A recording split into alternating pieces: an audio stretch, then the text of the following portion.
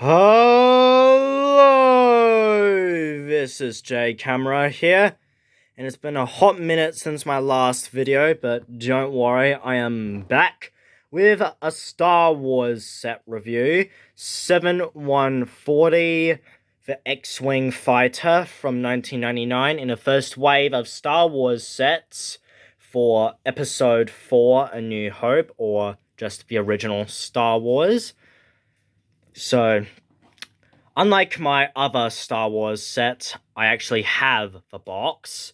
So it's got the LEGO System logo on it with like a red block with the starry sky. Up here we have the Star Wars logo, the Death Star, it looks like. I think originally I thought it was some moon or another planet, but it's the Death Star because it seems to be coming off on camera, so... Here we have Luke Skywalker with a lightsaber, Princess Leia, Han Solo, and R2-D2. And over here in the dark side, we've got Darth Vader with his red lightsaber, a Stormtrooper, and Boba Fett.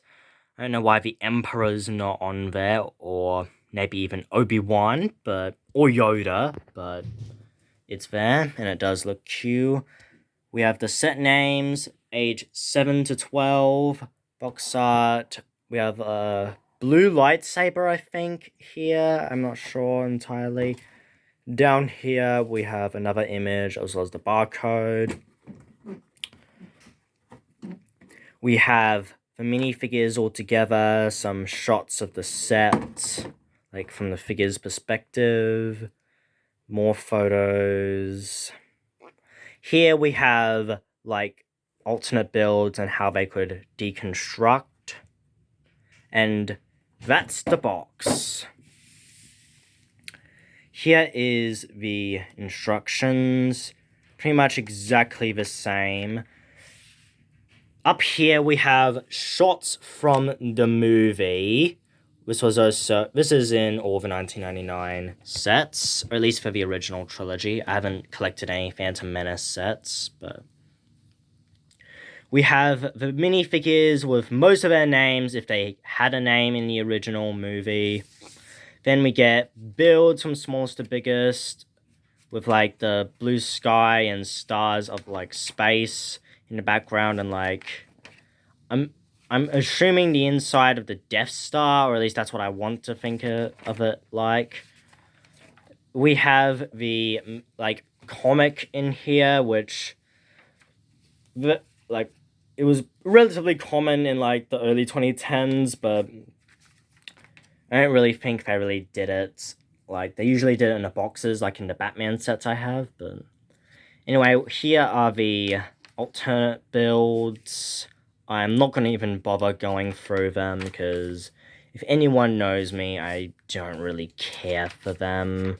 I mean, they can be fun. I'm not saying they cannot be, but... Not much to say about the instructions, really, so... Let's move on to the minifigures. So first up is Luke Skywalker himself in his pilot outfit. This is a very simple but effective figure, mostly in orange. I think like this theme helped boost up the color in terms of how they were used in minifigures. This has no back printing or secondary head. This is exactly the same Luke Skywalker as found in... So the exact same head as found in the Landspeeder set and every other set with Luke Skywalker. He comes with a lightsaber accessory, which is in chrome with the blue.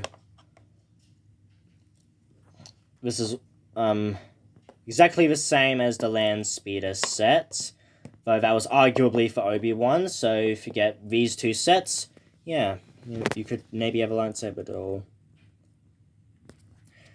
I'd be fine if the set didn't include it, but I guess it makes sense, like, later films.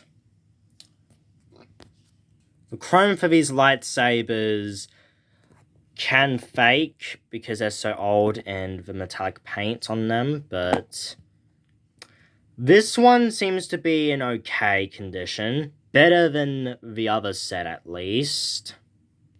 Next up is the generic Rebel pilot that's called Big Starklighter. I believe that's a name in the movie. He's basically just an extra or a minor character.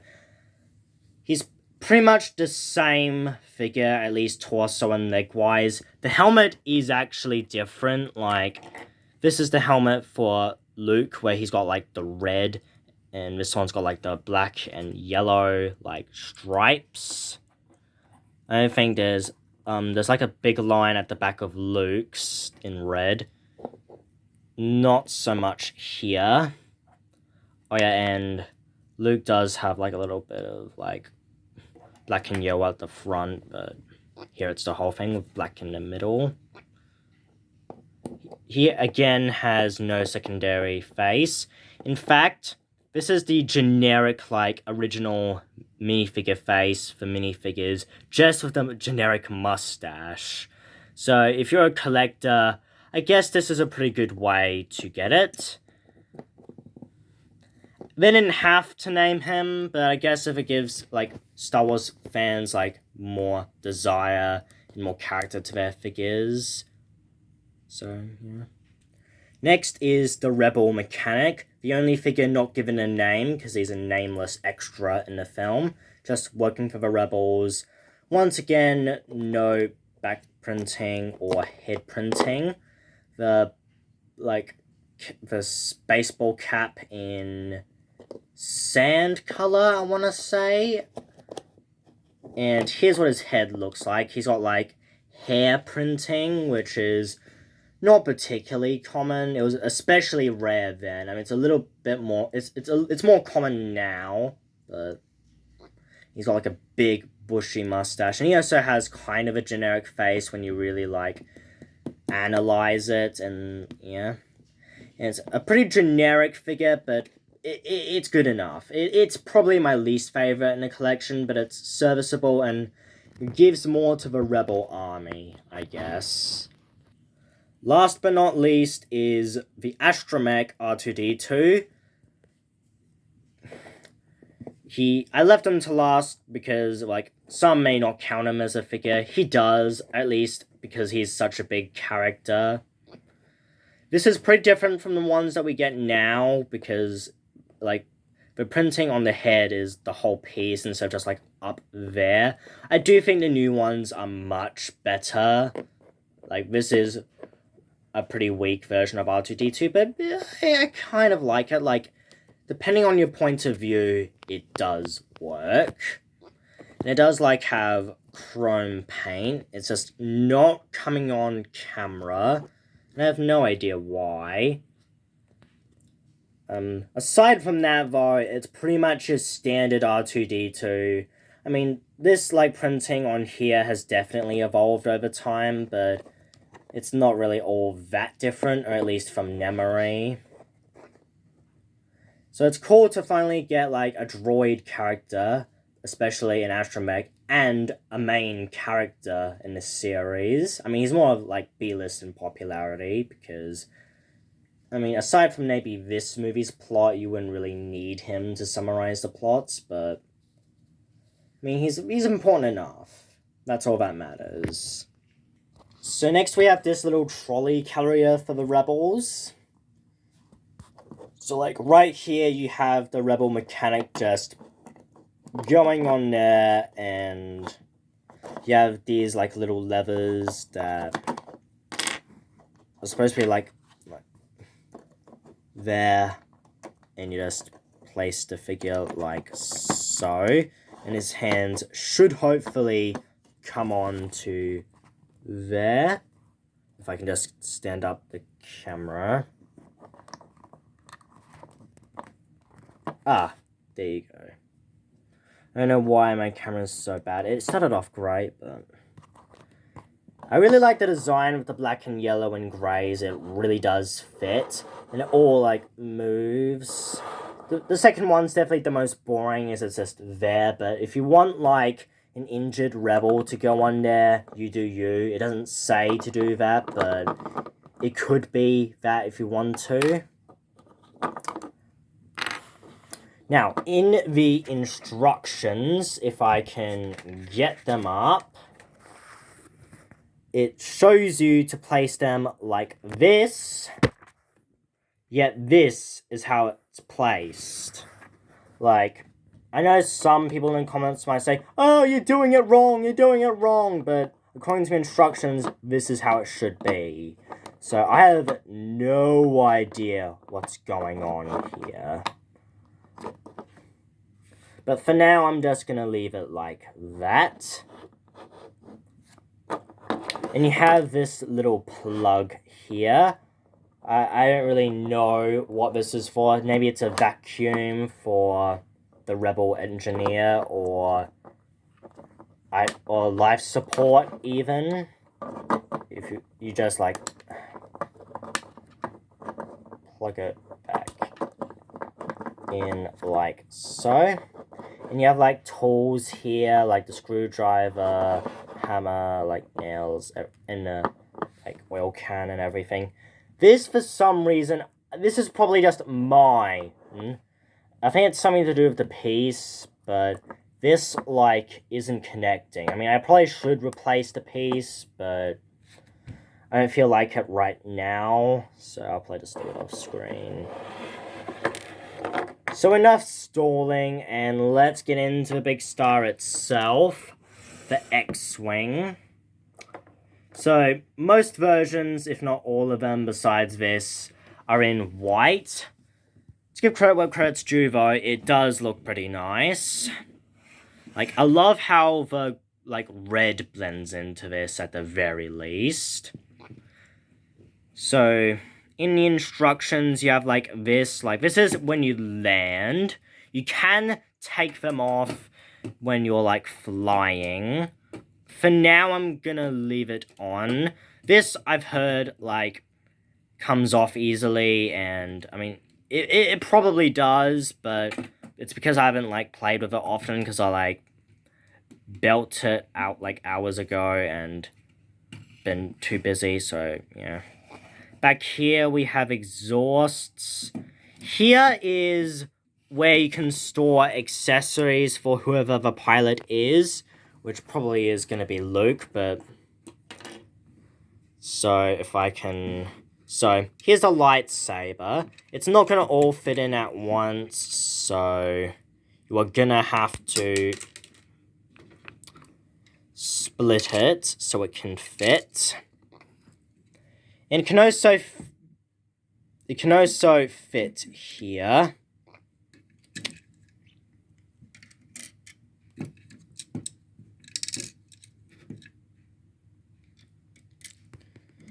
I personally prefer using this because it feels more, like, intended, while this is more, like, for emergencies or something. That's what I get out of it anyway. I think most people, from what I've seen, store it like this, but... You can even, like, place it in there. And I like how the sand colors, well, I kind of like it anyway.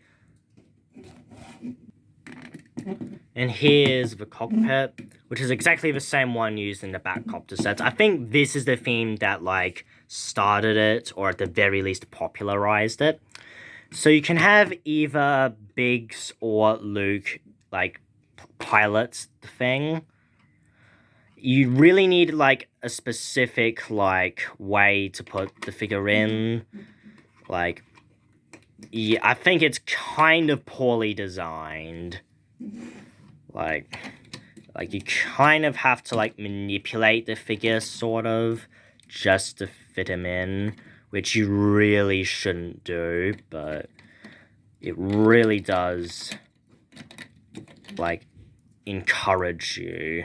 Like, I'm trying right now, okay, I think I just exaggerated it, but, yeah, make sure you don't have, like, the figure's arms out, and the figure fits in just fine, and the cockpit is pretty tight, for me at least. I mean, you have, like, this little corner, like, right there. As well as on the other side to just get it out. Here is where you place your astromech. The only one in the set's R2-D2, therefore we shall use him. And yeah, you're pretty much good to go. And oh yeah, the wings. So you can move them like one up, one down, and on both sides. And then even like two up. You can't do two down. And then you can have it like flying and go pew pew pew pew. Let me just go back. One down. These just like imaginary shoot. Like there's no like studs or pistols because this is old Lego, which honestly thank God so I don't have like pieces going everywhere. But anyway, you can like go in, destroy the Death Star, recreate Star Wars scenes, like battle scenes, all that fun stuff. I will say these back things can easily fall off. Like, yeah. I mean, I might be exaggerating it. Like, don't get your hopes that down. But yeah, they do come off relatively easily.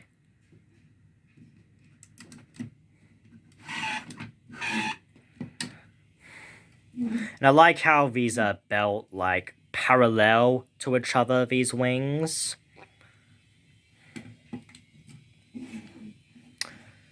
And I know there's a 2002 version of the set, which I don't have. In fact, I don't have the majority of Star Wars sets. Like, this is my first time collecting them.